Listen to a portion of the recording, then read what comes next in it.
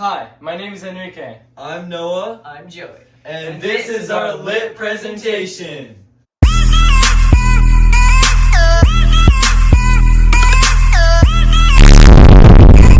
Realism. Realism is... Hold on. Alexa, play classical piano music.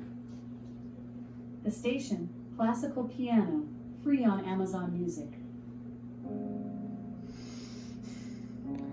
American realism began as a reaction and a rejection of romanticism, with its emphasis on emotion, imagination, and the individual. The movement began as early as the 1830s, but reached prominence and held sway from the end of the Civil War to around the 19th century.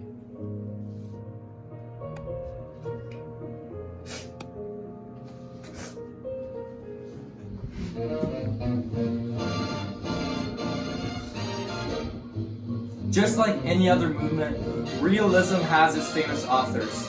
Some of them include Mark Twain, he wrote Huckleberry Finn, really good book.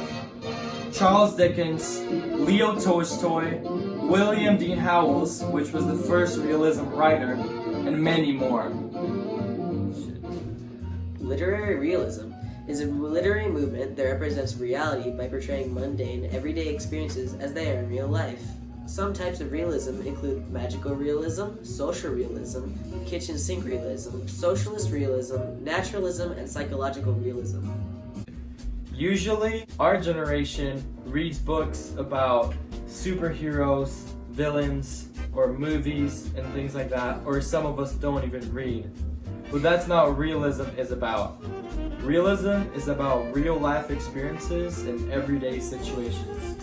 In the book, Huckleberry Finn, Huck has a journey that he's going through. However, most of the content in the book, or at least a good part of it, are everyday experiences that Huck goes through that could happen in a real life situation. I connect with realism because it's about someone who goes through their everyday life. It's like not out of this world or fictional, and I feel like you can connect with it on a deeper level. Some people may look at realism and be like, well, that's boring, I don't want to hear about someone's everyday life. But I feel like you can get a lot more out of the story when it's everyday experiences. The reason why I personally like realism is because it creates realistic expectations. When kids read books about heroes and superpowers and aliens and zombies, they're not mentally sane yet. Their frontal lobe has not developed. And so they think that these things could be real, and they have these unrealistic expectations that, wow, one day I'm going to have superpowers. But realism gets you in the real world. It makes you think that your life will be real and will have bad things and good things, but you've got to be okay with the real world. A good example of realism is my life. I'm a real person, and Noah is a real person, and we can be real with each other. Realism. So, how was your day? It was good. It felt real. I didn't get any superpowers, but it was real.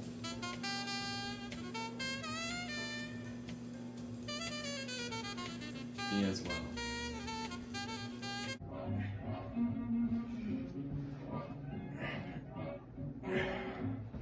Some of you might be wondering what some key events are during the time of realism and how they affected literature and culture at the time.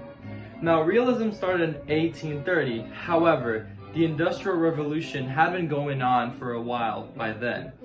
And this led to the rise of the middle class, which led to new people having a certain amount of money that they can get education, that they can buy books. And so this helped more people start getting into books, and therefore realism. In 1860, Charles Dickens published The Great Expectations book, which was really famous at the time.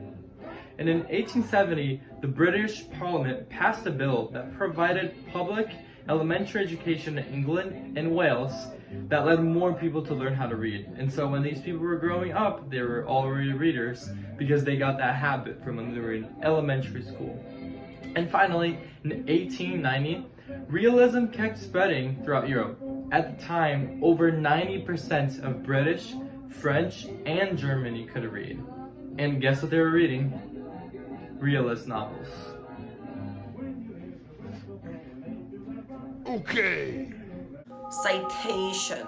For our citation, we use the website https://www.masterclass.com/articles/what-it-is-literary-realism-mh.